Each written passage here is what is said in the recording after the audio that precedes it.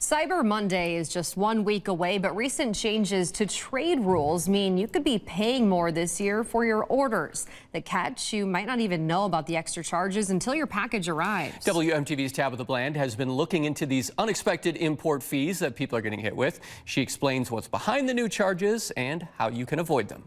If this is the first time that you're hearing about these fees, that's okay. I actually put out a survey on social media, and around half of the people that responded hadn't either. Regardless, no fees should be a surprise, especially around the holidays.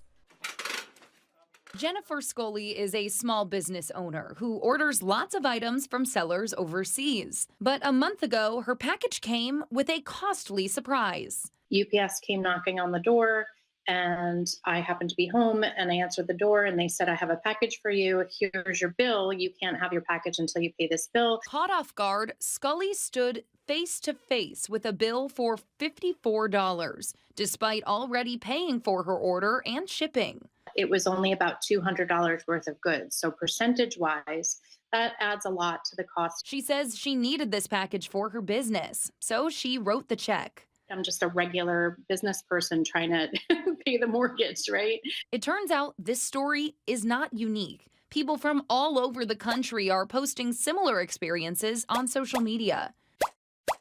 This surprise expense is an import fee, which is the cost to get international goods through customs. Many global companies are absorbing the fee and raising prices on their products, but some smaller shippers are passing these fees along to you and not always disclosing it. This feels a little more personal, I think, to people, and it's kind of hitting home in a way that sometimes those other tariffs don't. John Peavyhouse is an expert on political science and foreign policy. So any good under $800 that was directly purchased from a consumer from a foreign company was exempted. The previous de minimis exemption made it possible to buy up to $800 of goods from overseas without having to pay duties on the items. In July, President Donald Trump passed an executive order to eliminate this exemption. The shipping company collects that tariff, collects that money from you and pays it to Customs and Border Patrol. That money is ending up in the U.S. Treasury eventually. We reached out to UPS, FedEx, and DHL asking for their position on this.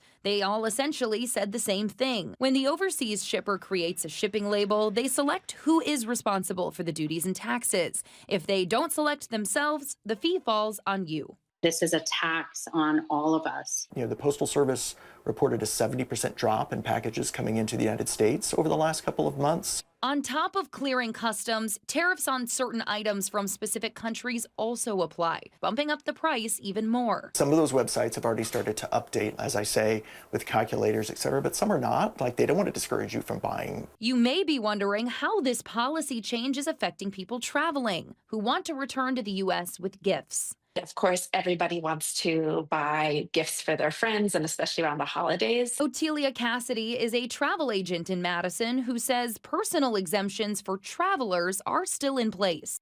My recommendation is if you can stuff it into your checked bag, that's your best option. CBP's last update shows that depending on the country you're traveling from, your item must be declared under $200, $800, or $1,600 to avoid duties. But if you're wanting to ship a package back to the U.S. via mail, the cost of the item no longer matters. If you're shipping an item across a border and you're not traveling with it by air, then the increase in tariffs has become an issue.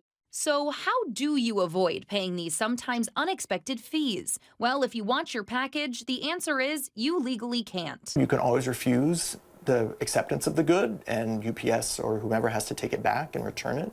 And so that way you're not due. But in cases like Scully's, refusal is just not an option. I'm a regular middle-class person. My kid is in college, and, you know, expenses are high, and it's really, really tough as a business owner to manage all of this.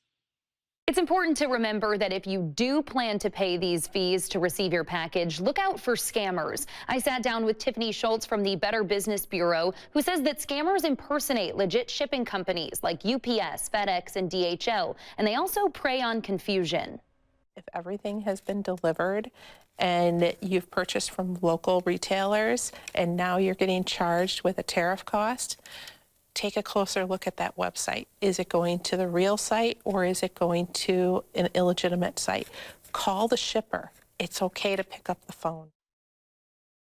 And if you do come across a scam like this, Schultz says report it immediately to the Better Business Bureau website. In the studio, Tabitha Bland, WMTV 15 News.